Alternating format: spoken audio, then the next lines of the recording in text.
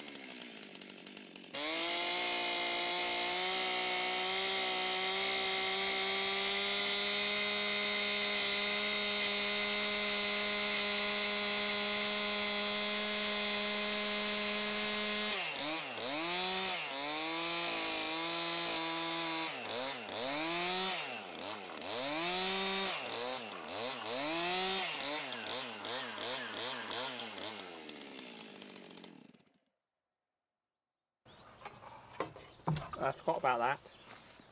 I'm going to have to change this because I forgot that I got that cut there.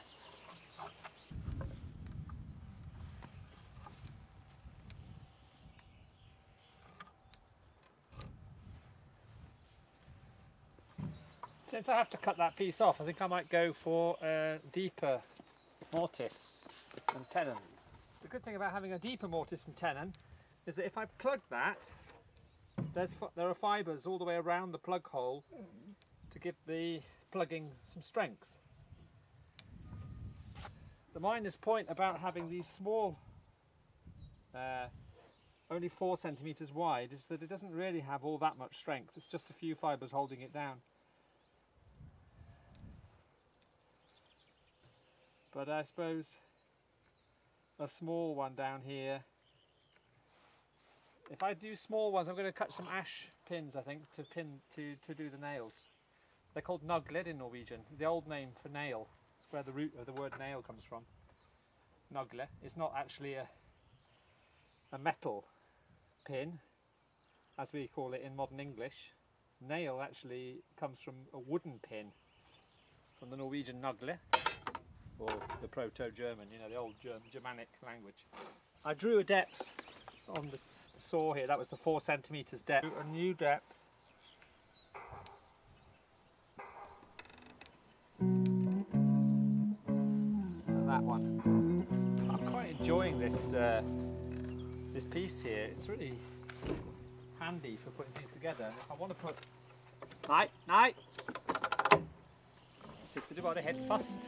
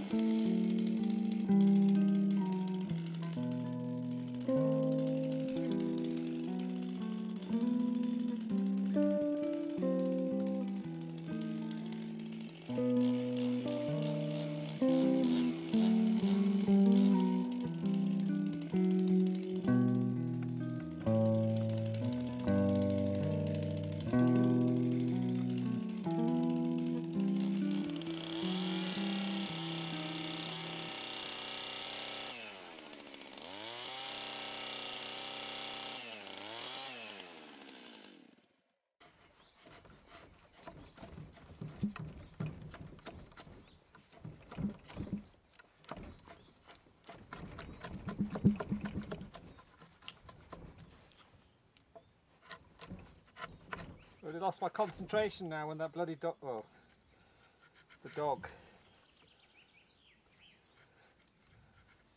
skipping around behind me like that. He's too bold.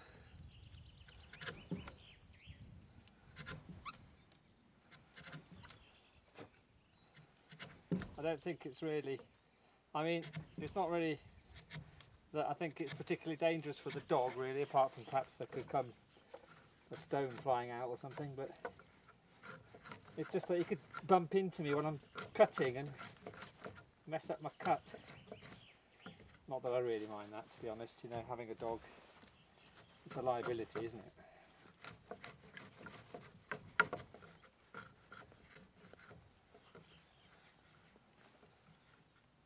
I'll just take off it and give that a little edge.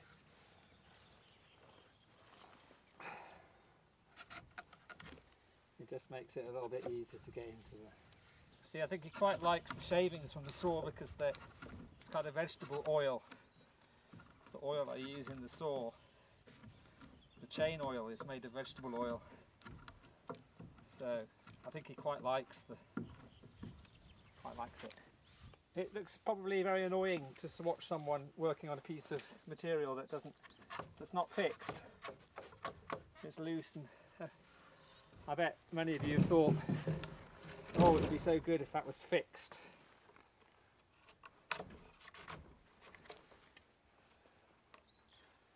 I certainly would love it to be fixed. It'd be great, wouldn't it?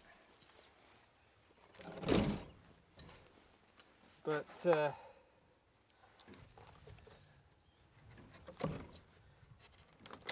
in the meantime, think how quickly, once I find a kind of position that's all right, just you see how quickly the actual work's getting done. I mean, I know I don't make very, probably for a lot of people these films are very slow and boring and everything. But for the few of you that actually work like this yourselves, you can kind of see what's almost real time. I think it's quite quick.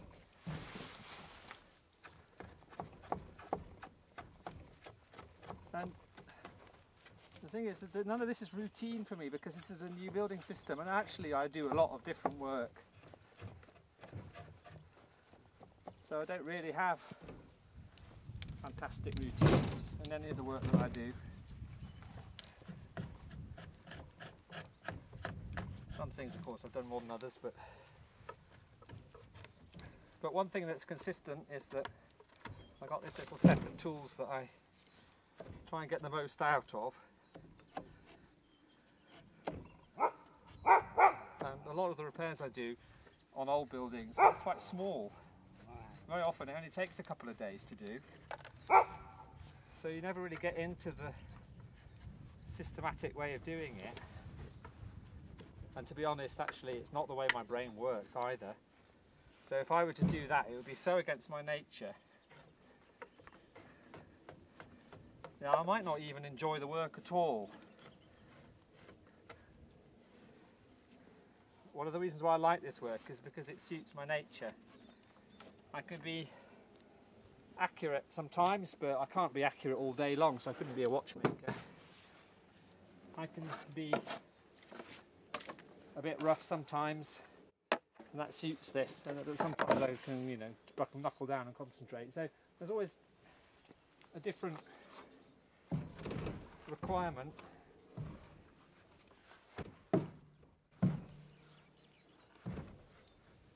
So that suits me. I won't be filming from up here in the future, don't worry about it. I realise it's probably moving all over the place. I realise that.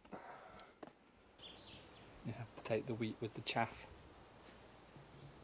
In the absence of having routines for making this kind of house, because it's new to me, the observant of you would have noticed that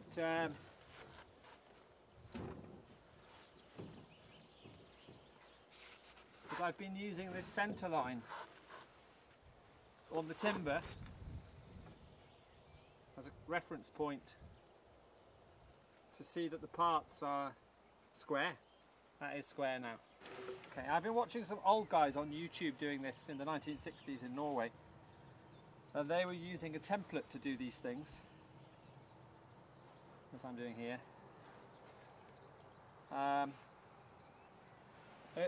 They're doing it very quickly. I've been using these centre lines to make my measurements. It just seemed the sensible way of doing it. Maybe they were doing that too, you can't really tell from a quick film like that. It was only a 25-minute film. And it covered the whole, I don't know how many days they spent doing it. It was a little group of people doing it. I mean, presumably they did it very quickly.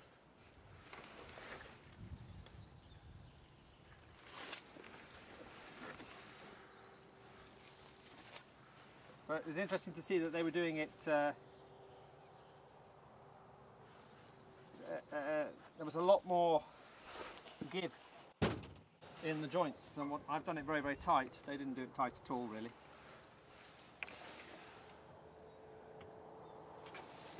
So that one is 10 centimetres wide, so what I could do is flatten this to 10 centimetres wide.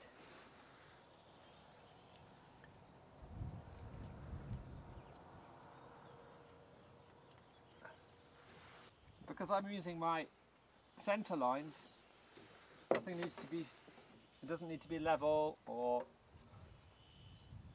I just measure off the centre line, but it should be parallel and true to the building. So I'll line that up on that 10 centimetre line, and that actually gives me this line automatically, because this is square and that is square to this.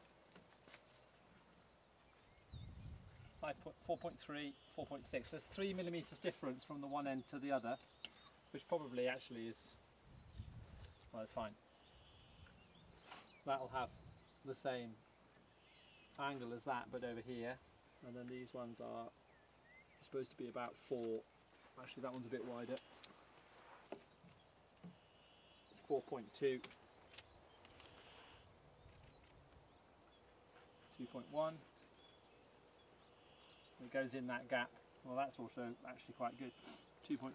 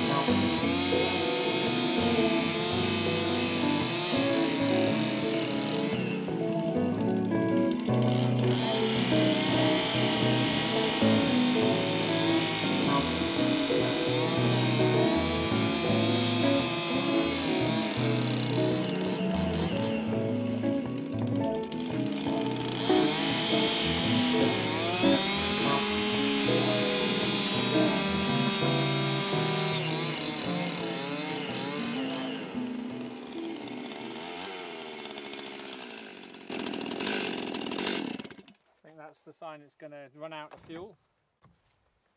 When it starts to go a little bit faster at the end there.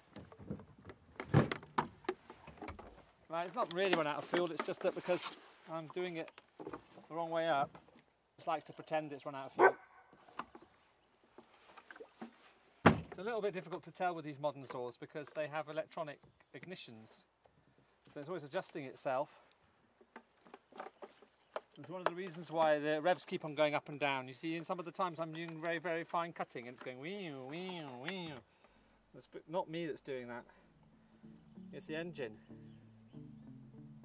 the kind of system, the electronics in it. I don't know if it's changing the mixture or what.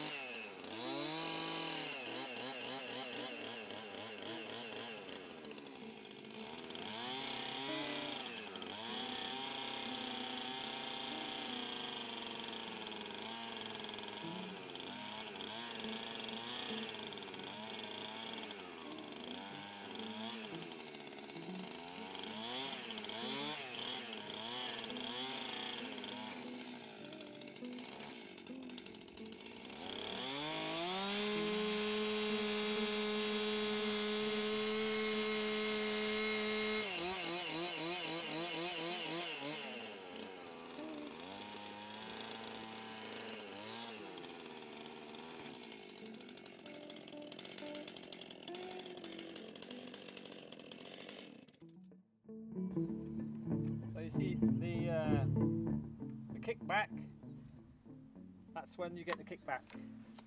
But it's a very predictable kickback for me. I mean, I don't like it when it kicks back because it makes a mess of the woodwork. But it does show the danger of cutting using these tools as a carpentry tool. It's very dangerous if you don't know what you're doing. You shouldn't just go loose on this kind of work with your own chainsaw. You really have to have someone guiding you on the site. You can't learn it from a YouTube film. You have to work your way up to this kind of work very, very slowly and carefully. Put in a lot of research hours and a lot of practice hours before you can start doing this kind of thing safely. I mean, you can do it at once, but it just won't be safe. That's why people comment in the comments how these things are so dangerous. Of course it's true, they are very dangerous. Since this is tipped over, give you a chance to see what this kind of building work, what kind of tools that I use. Paint scraper, don't really need that now, but it's there. This is what I call min svenska. It's my Swedish axe. I found this on the beach in Vega in North Norway, and it's a rusty old lump. So it's kind of in a way the first axe that I had of my own. It's got fantastic steel in it. I don't know what make it is, and to be honest I'm not interested either what make it is. I use it as a hammer. I also use it for work where I don't care about the edge, but I do set it up. Again, it is sharp from time to time. It's usually got a bit of damage at the front, and I'm all round. It's nice and heavy, so it works. It's almost as heavy as the Luftebiler, so it's quite good as a hammer. I used to have a heavy hammer, but that's disappeared now. I don't know where that went.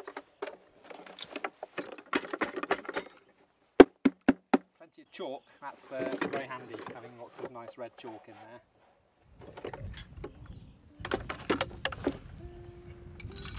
Calipers, vernier gauge, that's good, nice. Try and keep my sharp edge tools in one place. A little selection of different chisels, some of which came from my great-grandfather. I've got a Swiss one there, I got that at art school I think, maybe. That one I think came from my great-grandfather. Nice one, Sandvik.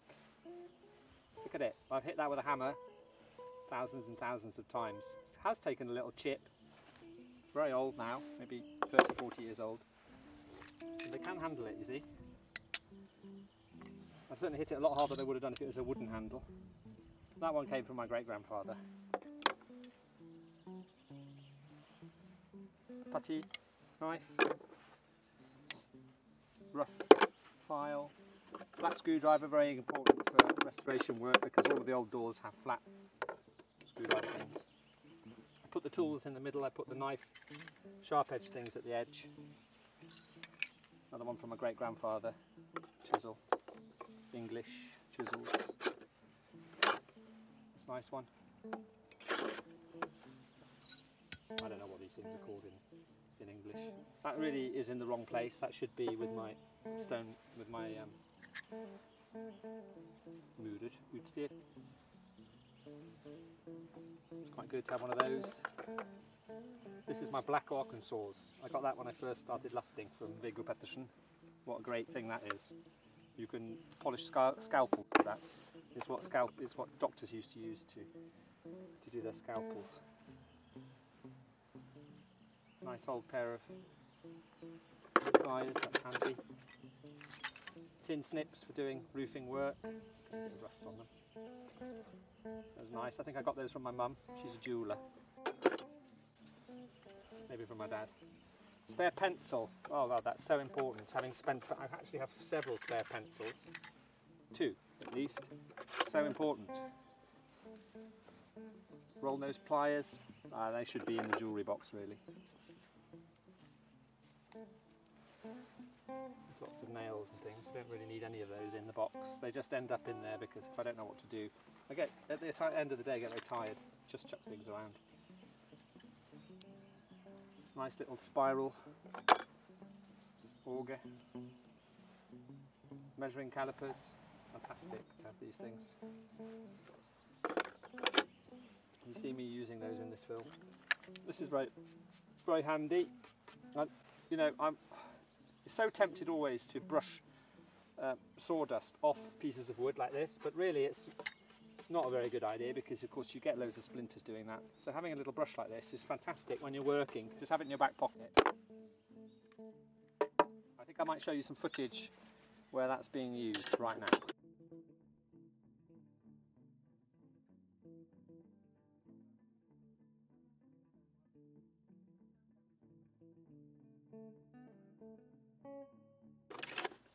This is nice, Swedish, does 45 degree as well, really good, and you can also use it for doing these particular angles. It's not perfect for that, but if you haven't got one of these handy, and it's folding so you can keep it in your back pocket, that's a fantastic thing. Sometimes use that in conjunction with a small circle saw for roofing, really good. Wire cutters, really good, saves your Leatherman from getting nicks in it because Leatherman knives aren't good at cutting wire, even though they have wire cutters. My trusty diamond cleaner, as I call them. More files, these are for doing the gauges on the chainsaw. A couple of other ones, I don't use them that often actually. They just kind of ended up in here. Sometimes I was making a bow the other week and that used that sort of thing. Funnily enough, a brush gets used more often than you think. Nice for doing putty work. A little bräckjärn, jimmy bar, jack bar, crowbar in English. That is really good because when you're doing windows and things and doors and things, you have to be really, really careful. They call it riving in Norwegian, pulling apart or smashing almost, but I don't call it, I call it demontering, taking apart, remounting. Yeah, ubiquitous tool, that one, that's the new one. In fact, I haven't really, the new tools, it takes me a long time to get used to having new tools. I've had this one a long time, is it 32mm? This is for doing the when you the pins that you put in timber house walls. You have to have pins to stiffen them up. Nice wide. That's 32mm wide, maybe.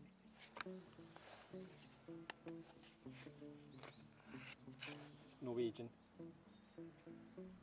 Well, actually, it's Norwegian and Swedish company that's gone together. I'd like to keep these sharp, but of course they get damaged. They really get damaged very quickly doing restoration work. Punches, very important to have punches for if you're doing nails and stuff. Take things out. Another guy's tape measure that he threw away because the band broke. I just repaired it. Candle wax for doing the saws, that's nice. Lubricant. Another one of those little flat files for doing the chainsaw. My jack plane I use for everything. I only really, I've got one larger plane. I've got actually 2 or 3 larger planes, come to think of it. Old ones, wooden ones and stuff. But this is the jack of all trades. Actually, I don't know, is it a finishing plane maybe? I don't know. I like it, I use it for everything. If you've got it in your hands, you can use it for everything. That's a glass cutter, nice, good quality German glass cutter. Oh look, that's good.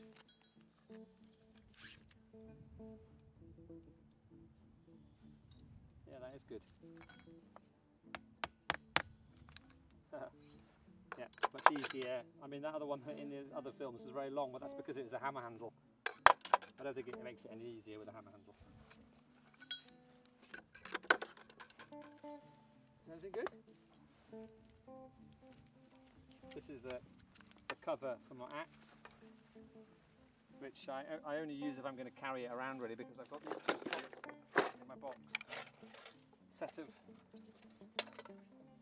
good quality drill bits, absolutely essential. So it's really good not to have sharp edge tools down in here that aren't covered. So these ones don't really have a good place in this box because I usually have them in another box, but there they are, they're there for now. Rat tail saw and the Japanese saw. That's a very important tool for me, spirit level. And then that's the band knife. I don't usually keep that in this box. I just take it out and put it back in because it's really dangerous. So easy to cut yourself on that one.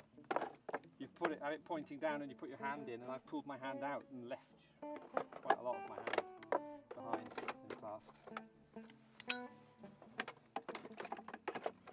Now I know people often comment on some of my films, oh it's so dangerous, you're going to cut your femoral artery with your axe and stuff, but to be honest, I cut myself much more frequently putting my hand in my toolbox than I do cutting myself with the axe. Yeah, I don't cut myself with the axe, not with these old Norwegian systems that I'm demonstrating for you. They're ancient systems, and they are, I don't think they would be so ancient if they were very, very dangerous. Having said that, if you don't know exactly what you're doing, you will probably hurt yourself, and you can't learn exactly how to do it from watching a YouTube film. So don't copy me, go and learn with a teacher. Become an apprentice. Just to show. See, I used that line on the top too when I did the saw with the chainsaw. So that definitely helps.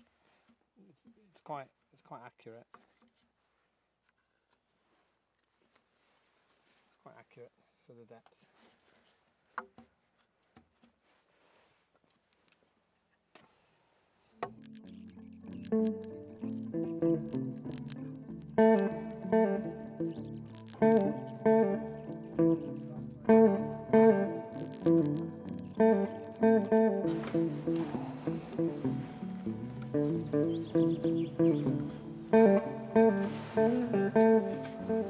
4.3.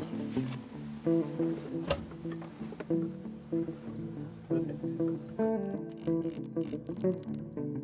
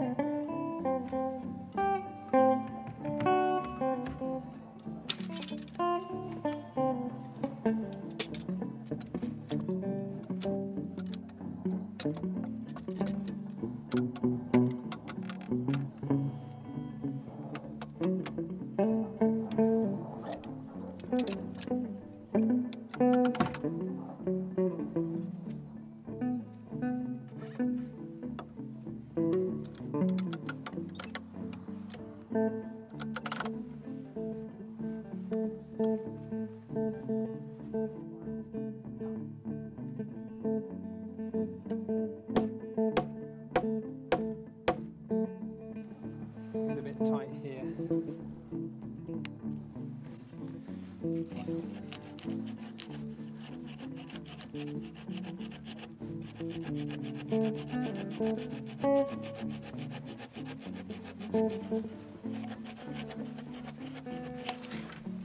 Got another one of these that this one does on the cuts on the push, but I've got another one that cuts on the pull, and that's better for this because it pulls out the sawdust.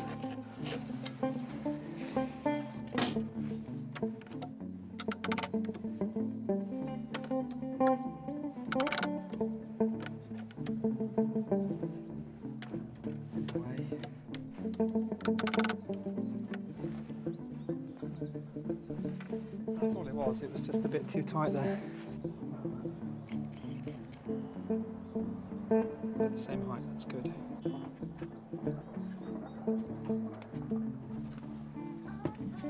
Boing.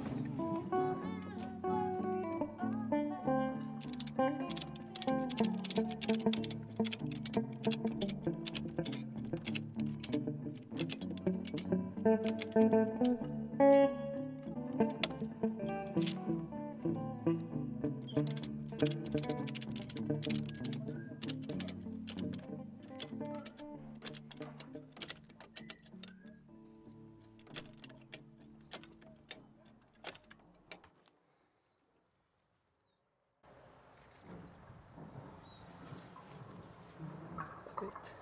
tight here.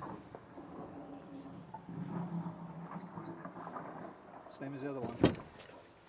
It used to be red, this, but all the red paint wore off. You can see how it's bent. That's because it's been used heavily and it's been repaired many times. Don't look at my welding, it's awful. That's what it's supposed to, though.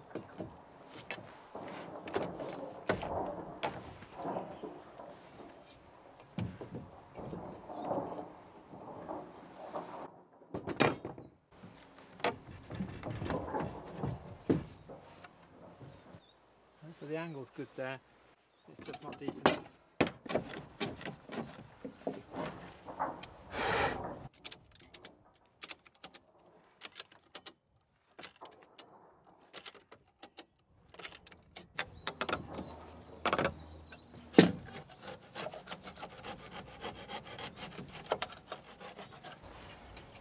This actually would be easier just to do with a wedge.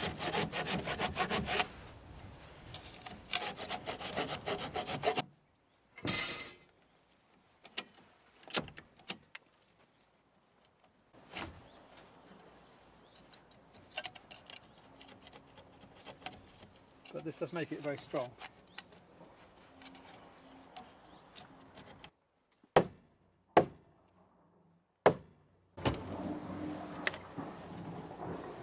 Super.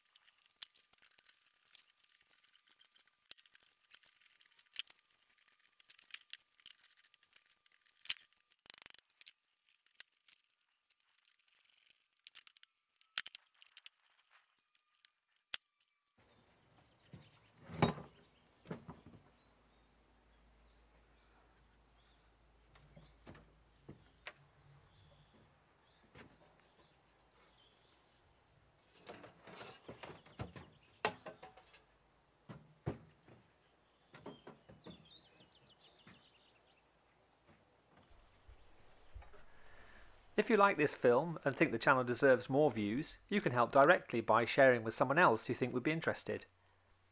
Even a short comment and clicking the like button prompt YouTube to suggest the film to more viewers. Without this kind of extra external input, YouTube will not promote a slow-paced film such as this. Patreon gives an opportunity to support the channel by donation. There's a link to that in the description. Thanks very much to those of you who support the channel already in that way. It really does help to spread the expense of making these films. So it just remains for me to thank everybody for watching and welcome you all back to the next part in this series from the Scandinavian building site Grindhus, built in southern Norway. Bye bye.